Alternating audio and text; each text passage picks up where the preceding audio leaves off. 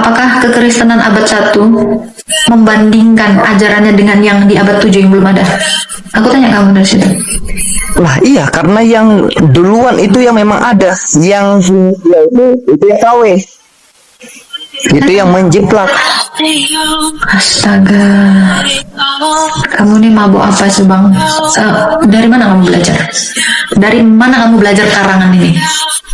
Kamu tuh kebanyakan nonton TV kamu tuh kebanyakan nonton orang nggak jelas. Ngerti kamu? Belajar, Yang terdahulu belajar itu dari gereja, bang. Mbak, maaf ya. Makanya kenapa Saya ini bukan orang goblok. Saya ini orang IT. Orang IT itu menggunakan ilmu pasti. Maaf aja Mbak ya. Karena dari tadi aku lihat kita baku sharing Mbak. Mbaknya itu menganggap saya ini lebih bodoh daripada Mbaknya.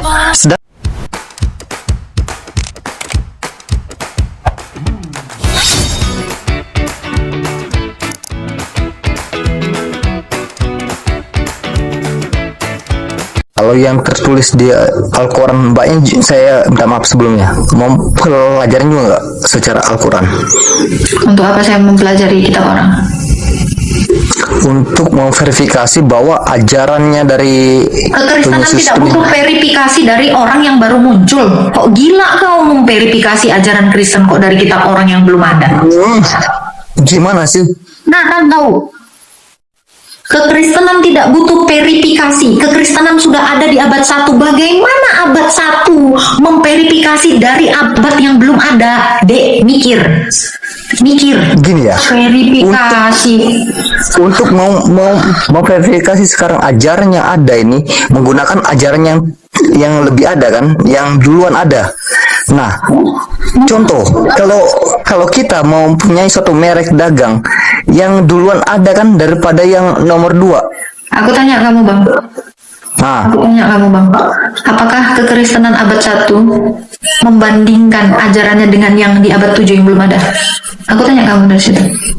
lah iya, karena yang duluan itu yang memang ada, yang itu yang KW, itu yang menjiplak.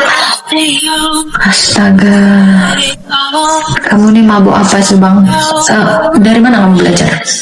Dari mana kamu belajar karangan ini?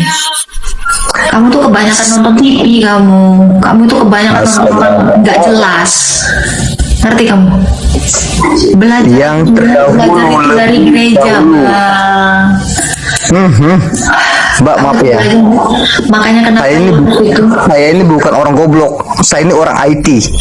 Orang IT itu menggunakan ilmu pasti. Maaf aja Mbak ya. Karena dari tadi aku lihat kita baku sharing Mbak. Mbaknya itu menganggap saya ini lebih bodoh daripada Mbaknya. Sedangkan ilmu saya lebih memahami, maaf Mbak ya, daripada Mbaknya. Apa yang kamu pahami? Dikarenakan apa? Yang duluan itu lebih ada daripada yang sekarang. Kalau ada kita mempunyai suatu merek dagang, itu duluan kita punya. Yang kedua nanti muncul apa? Itu adalah jiplakan. Nah, sama seperti yang junjungannya di sebelah itu. Saya tanya kamu bang, ya, guru lebih pintar dari dokter atau dokter lebih pintar dari guru? Tergantung gurunya di posisi Anak IT kok kayak gini? Jawabnya kenapa terbata-bata anak IT? Saya tanya kamu, pintar mana, dokter atau guru? dokter atau guru. Pintar mana? Lama kali anak IT jawabnya. Guru.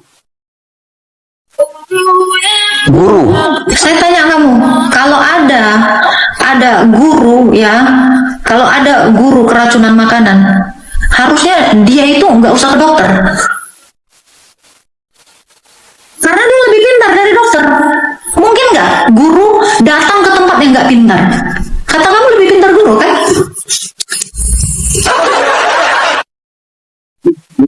Gimana kamu itu? Jadi kalau ada guru sakit, harusnya dia nggak boleh ke dokter. Kenapa? Karena dia lebih pintar. Logikanya kan gitu anak IT. Oke? Bukan seperti itu. Oke. Gimana jadinya? Jadi yang mana yang betul? Mana yang pintar? Guru apa dokter? Dalam kita berpikir itu bukan hanya secara subjek ataupun objek yang kita hitung. Itu banyak jalur yang kita harus menjadi suatu referensi, Mbak. Saya tanya kamu bang, ya, apakah ahli matematika dia paham tentang ilmu kedokteran? Tidak, belum tentu. Maksud saya adalah gini, kamu anak IT, kamu nggak lebih pintar dari orang yang mengerti agama. Karena IT dengan agama itu dua hal yang berbeda. Saya mau kasih kamu contoh ke situ bang. Guru pintar, dokter juga pintar. Saya kasih tahu kamu bang, kamu jago IT, tapi kamu tidak mengerti firman Tuhan. Saya mau kasih tahu itu. Karena Tuhan Yesus itu nggak pernah masukkan murid-muridnya itu ke universitas. Yesus itu mendirikan gereja, bukan mendirikan universitas. Jadi kau makan IT itu. Dari Mbaknya sendiri ya, tidak menjawab secara definisi secara luas. Itu sudah tertulis juga di Alkitab kan, saya katakan. Akan ada nabi-nabi palsu dengan ciri-ciri ini. Itu sudah ditulis di Alkitab. Apa ciri-cirinya aku tanya?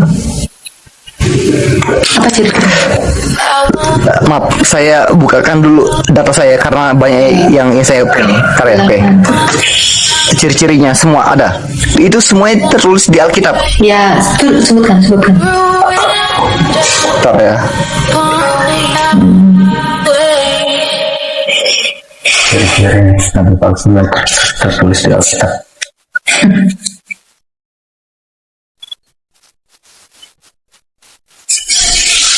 Nah, ini ciri-ciri yang tertulis nabi-nabi palsu yang tertulis di Alkitab.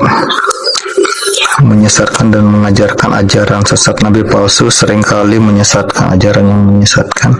Alkitab menyesatkan Yesus sebagai berikut. Salah satunya ciri-ciri menjelaskan disebutkan Rasul Yohanes adalah menyangkal bahwa Yesus adalah Kristus. Itu di 1 Yohanes di ayat 2 di 2 di mana ayatnya di mana saya bacakan 1 Yohanes 2 di pasal kedua di ayat ke-22. 1 Yohanes 2 ayat yang ke-22. 1 Yohanes 2 ayat 22. Oke. Dikatakan seperti ini bang, ya, siapakah pendusta itu? Bukankah dia yang menyangkal bahwa Yesus adalah Kristus? Dia itu adalah antikris, yaitu dia yang menyangkal baik Bapa maupun Anak. Mikana. Lanjut. Loh, kamu bilang 1 Yohanes 2 ayat 22. Oke. Nah, Habis itu lanjut lagi ke di mana nabi-nabi palsu ini antikris? Kamu kemana? Kamu bilang tadi nabi-nabi palsu. Ini ternyata antikris. Nabi palsu dengan antikris beda, sayang. Antikris itu nggak perlu bernubuat, tapi nabi itu bernubuat. Kamu membedakan definisi antikris dengan nabi palsu aja, anak IT tidak tahu. Malah yang diajarkan sama anak IT ini. Coba. Mana nabi palsunya? Nggak ada hubungannya di sini. Gimana? sebentar ya. Oke. Coba beri saya waktu beberapa detik aja. Boleh. Hubungan mereka akan muncul terus ayat ini menyebutkan bahwa mereka akan datang dan menghampirkan ini pun seperti domba yang buas melakukan tanda seperti Dia sudah menyangkal Yesus ini, udah berkokok ayamnya. enak banget. Petrus juga udah menyangkal Yesus 3 kali sebelum ayam berkokok. Antikris ini. Palsu ini. Oke. Mbak, coba minta tolong bukakan di Matius 7 ayat 15. Tadi nih, Matius 7 ayat 15.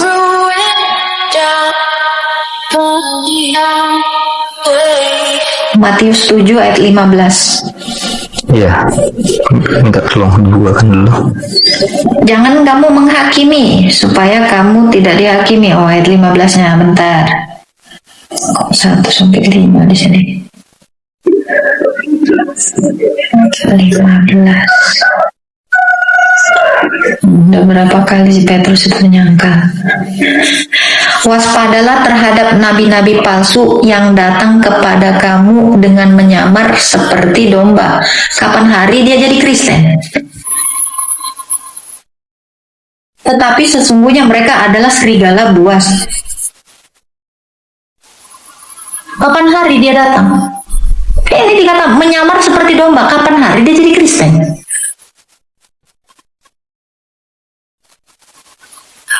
Gimana bang? Ini kamu waspadalah terhadap nabi-nabi palsu yang datang kepadamu dengan menyamar seperti domba. Inilah SSY. Datang dia sama kau. Ini SSY. Udah ini. SSY itu datang kan betul-betul romantis. Nah, saksi Yehova. Itulah dia. Apa lagi? Yang mana lagi? Nah, ngaku-ngaku dia percaya Yesus. Tapi dia ngajarkan Yesus ciptaan. Yang mana bang?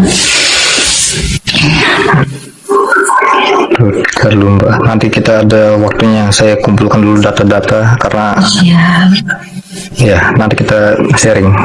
Oke Mbak ya. Ada lagi bang? Dikarenakan saya juga keturunan dari seberang, karena orang tua saya lebih dari pihak bapak meyakinkan dari pihak perempuan bahwa Tuhan Yesus ada dan amin. Ya saya memilih karena saya bukan pewaris dalam suatu agama. Benar nggak?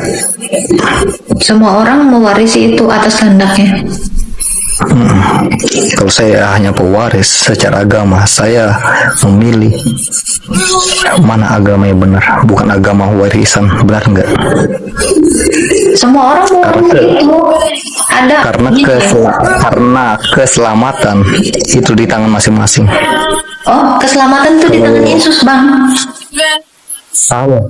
Ya salah. Mana ada keselamatan di tangan masing-masing? Sejak kapan kita masing-masing bisa selamat sendiri? Nggak ada. Itu salah. Lebih blunder lagi dari blunder itu. Pilihan keselamatan itu di tangan masing-masing.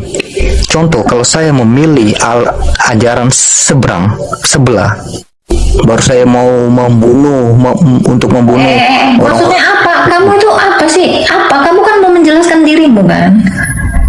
Apa? Maksudnya kenapa? Memangnya kamu udah tahu apa tentang Yesus? Pertanyaan saya itu. Saya mengetahui tentang Yesus. Saya pernah diselamatkan sama Tuhan Yesus. Oke, saya tanya kamu. Yesus ngajarin kamu membenci orang yang gak kamu kenal nggak? Bukannya membenci, tetapi dari yang saya pelajarin, ajaran yang sesungguhnya itu siapa? Ya Tuhan Yesus. Kalau kamu sudah tahu ajaran yang benar, kenapa kamu jadi orang gak benar? Di mana? Mengungkap orang lain yang tidak kamu kenal, apakah itu ajaran yang benar? Kamu itu barusan mengumpat loh. Mengumpat orang yang gak ngapa-ngapain kamu. Apakah Yesus mengajarkan kamu untuk mengatakan itu? Iya toh? Adakah Tuhan Yesus mengajarkan itu? Yesus itu bahkan nyuruh kau itu berdoa bagi musuhmu. Itu ajaran Yesus. Artinya kamu tidak mengenal Yesus. Agamamu pun warisan ternyata. Nah, gimana kita mau mengetahui ajaran yang benar kalau kita tidak mengetahui itu ajaran benar atau tidak? Kamu aja tidak tahu ajaran Yesus apa. Saya tanya kamu, apa ajaran Yesus? Ya ajaran Yesus kan paling utama kan mengasihi. Bukan. Ajaran Yesus itu kamu itu jadi murid. Ngarang kau. Nah, ajaran yang pertama itu untuk kita semua itu adalah dimuridkan. Kamu baca itu Matius 28 dan 19. Udah salah kenceng lagi. Yesus tuh ngajarkan kita itu dimuridkan dulu, baru dibaptis, baru melakukannya. Kamu melakukan belum diajar. Kamu itu diajar dulu, baru melakukan. Kamu bagaimana bisa mengasihi kalau kamu tidak tahu cara mengasihi? Makanya Mbak, itu yang salah. namanya pengurus pemuridan. Kenapa Yesus itu datang sebagai manusia dan menjadi guru? Ngajar. Tugas guru ngajar. Ini salah kaprah kamu. Makanya kamu tidak bisa melakukan apapun karena kamu tidak pernah dimuridkan.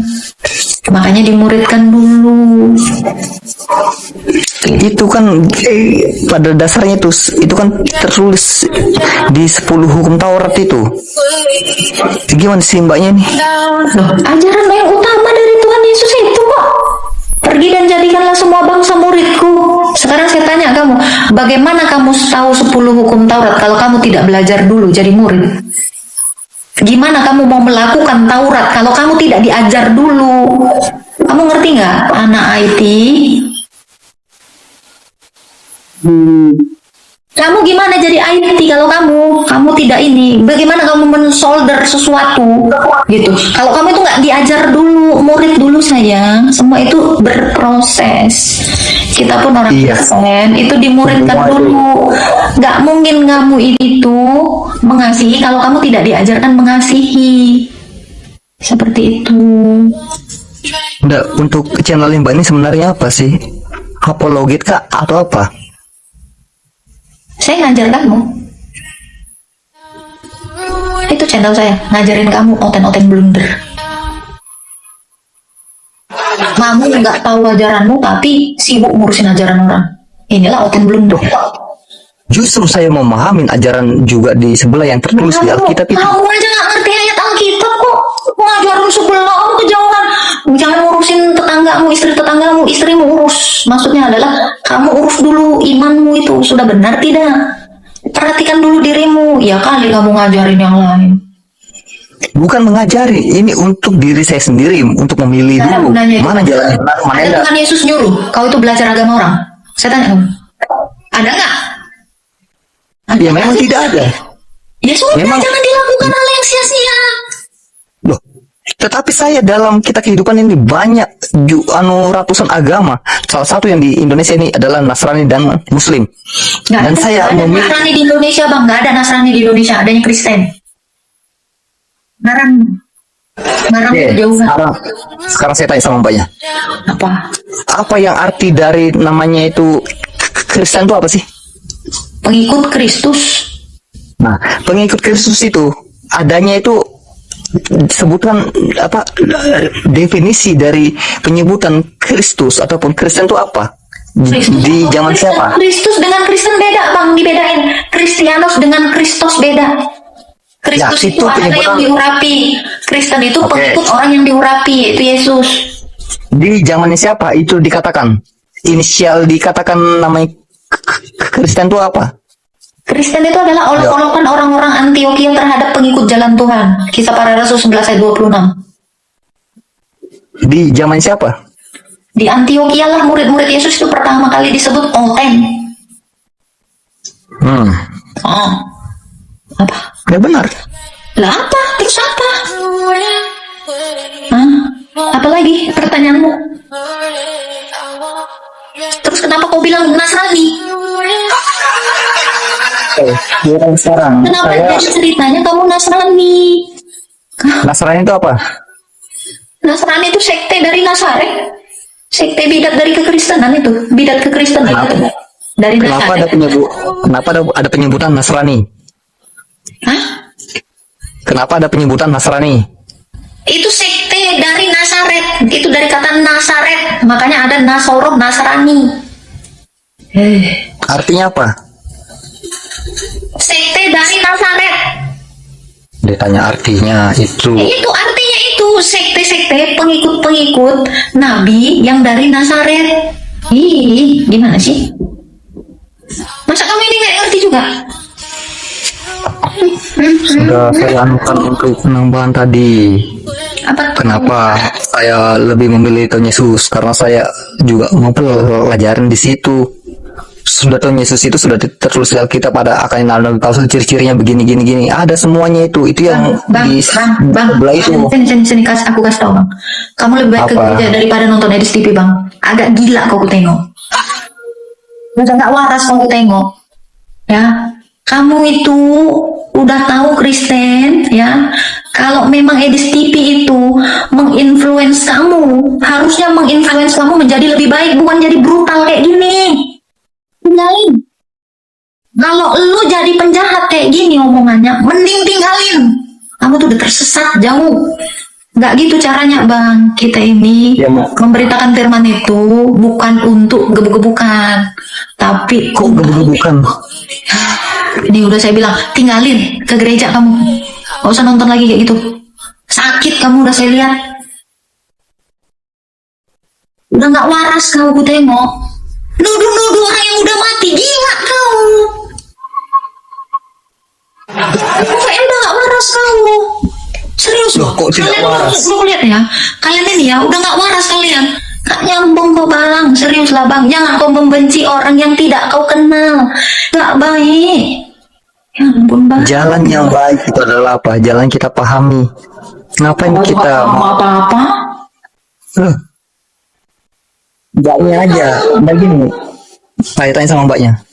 Di kitab mana di Alkitab yang tertulis ada akan nabi palsu yang dapatkan apa aduh lupa bahasanya tuh. Apa sih kau?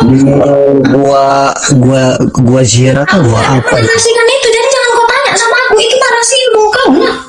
Aku Nah, kalau itu ada dapat gini. itu ada tertulis di Alkitab. Ini lah orang gila ini memang. Nggak waras loh. Terusan bang, kau terjangkit rabies kau. Udah, hancurkan aja HP-mu itu. Jangan nonton lagi kau. Udah kena rabies kau, serius. Ya, udah rabies kau. Tuhan Yesus tuh nggak ngajar itu. Yesus tuh ngajarin kau berdoa kepada musuhmu. Dia aja bukan musuhmu, tiba-tiba kau gila. Terus kau mau gila. Ya ampun, telat kali rabiesmu ini. Ada lain dia memang. Ya ampun bang, orang nggak ngapa-ngapain kau, dia datang kepada kau pun enggak, sibuk kali ya. Tapi gini, untuk umatnya kita juga dibombardir segala macam karena ajarannya Urusan itu. kau itu. Kok bukan urusan kok bukan urusan saya, saudara keluarga saya dibantai karena Mati ajarannya itu. keuntungan. Mati adalah keuntungan kata Tuhan Yesus. Tuhan Yesus bilang kamu itu akan dianiaya. Terus apa? Terus kalau kau nggak jadi dianiaya, bohonglah omongan Yesus. Yesus lah jadi Mesias palsu kalau gitu. Bohong. Iya kan? Kamu mau nggak nubuatan Yesus itu terjadi? Bahwa kita semua akan dianiaya. Tiba-tiba kau nggak mau dianiaya. Akhirnya Tuhan kau sendiri jadi nabi palsu. Mau? Itu konsekuensinya. Mikir. Udah dibilang Yesus kok kau akan dibenci, tiba-tiba kau nggak dibenci. Sakit kan kau? Kagak Sakit gitu. memang itu sudah terus ganti. Iya dong, kan Yesus bilang apa? Kamu akan dibenci, kamu akan menderita. Tiba-tiba kau nggak mau menderita. Berarti omongan Tuhan Yesus bohong gitu. Kamu jadi mau membenarkan apa? Mau membenarkannya tertulis di Alkitab. Bagaimana kamu bisa membenarkan itu? Yang bisa membenarkan itu cuma Tuhan Yesus. Kamu ini bukan Tuhan. Saya memang bukan Tuhan, tetapi itu semua itu ada tertulis di Alkitab. Kalau kamu aja banyak dosa, bagaimana kamu membenarkan perkataan Tuhan Yesus? Siapa kau membenarkan perkataan Yesus? Kalau mbaknya mengatakan saya banyak dosa, emangnya mbaknya tidak banyak dosa kan? Nggak ada orang yang bisa membenarkan perkataan Yesus.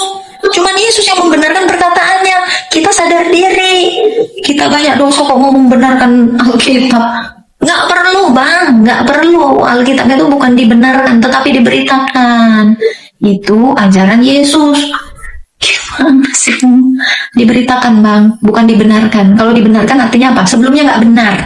Maka kamu perlu membenarkan itu. Ih gila, siapa kita membenarkan kita? Berarti kan sebelumnya belum benar. Tuh. Gimana? Ayo. Ya udah. Karena besok saya mau ibadah, nanti kita ketemu di lain waktu. Tunggu dulu, aku tanya kau dulu. Besok kau mau ngapain ibadah? Ibadah memuji, memuliakan nama Tuhan, mendengarkan firman Tuhan untuk Mana dalilnya? Mana dalilnya? Kok dalilnya? Mana ada perintah Tuhan Yesus kau bergereja untuk memuji nama Tuhan, mendengarkan firman? Mana? Mana ada. Kamu itu disuruh ekaristi ke gereja. Untuk apa? Halo, salah. Untuk apa? Makanya kau baca Ya. Alkitab kau. Ya, Mm-mm. murid-murid itu Yesus itu berkumpul untuk memecah-mecahkan roti, bukan mau memuji Tuhan, dengarkan firman. Gak ada dalilnya. Ih, kamu gak tahu apa-apa. Gitu kok kamu mau menghakimi yang udah almarhum. Haram. Kok menghakimi yang sudah almarhum, sedangkan di Alkitab yang memang tertulis loh. Kamu ada besok yang mau ngapain? ada yang palsu tuh. Ku tanya dulu kamu ngapain? Kapan? Di mana ayatnya Yesus menyuruh kamu ke gereja dengar firman, muji-muji Tuhan? Ada dalilnya? Nggak ada kan? Oh, nggak ada kok dalilnya, kok kerjakan yang nggak disuruh. Nah, sekarang saya tanya balik sama mbaknya. Kalau mbaknya ke gereja besok itu ngapain? Untuk ekaristi perjamuan kudus itu perintah Ekaristi itu apa? Korintus 11 ayat 23. Nah. Yesus pada malam waktu dia mau diserahkan, dia mengambil roti dan memecah-mecahkannya. Inilah tubuhku yang diserahkan bagimu.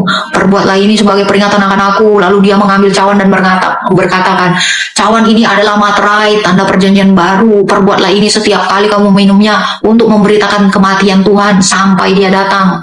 Di dalam Kisah Para Rasul 2 ayat 42, murid-murid itu pada hari Minggu berkumpul untuk memecah-mecahkan roti. Gimana sih kau? Apa? Nggak tahu kau kan, udah kau ke gereja belajar kau, jangan nonton di debat aja kau.